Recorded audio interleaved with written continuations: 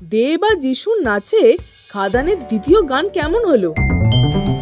High, this is Hastolipi originals.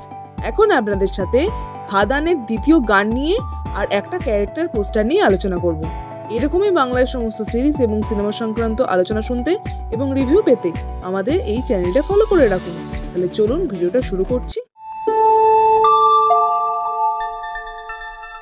হস্তলিপি originals, the ultimate filmi dose.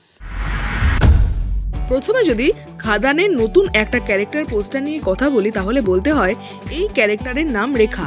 Sneha Basu এই চরিত্রে অভিনয় করেছেন। এই ছবিতে দেখা যাচ্ছে তার হাতে একটা কাটারি। এর থেকে বোঝা যাচ্ছে এই চরিত্রটার মধ্যে ব্রুটালিটি থাকতে চলেছে। এর চেয়ে বেশি এই চরিত্র সম্বন্ধে আর কিছু বলা হয়নি। তবে এই ছবির ব্যাকগ্রাউন্ডে যে মিউজিকটা বাজছে সেটা আমার বেশ ভালো লেগেছে। এই পোস্টারটা আমার ঠিকঠাক লেগেছে।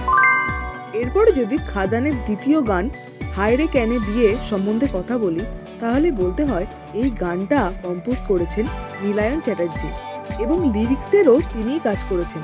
গানটা গেয়েছেন অভিজিৎ ভট্টাচার্য এবং জুন ব্যানার্জি।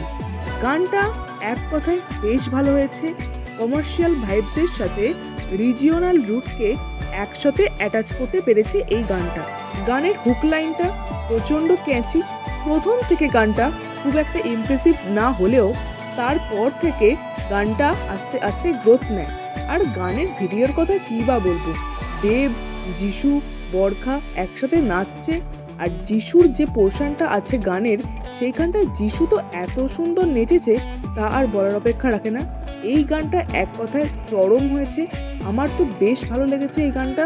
আপনাদের কেমন লাগলো অবশ্যই কমেন্টে লিখে জানান। আর আমাদের এই ভিডিওটা লাইক করতে মিস করবেন না প্লিজ।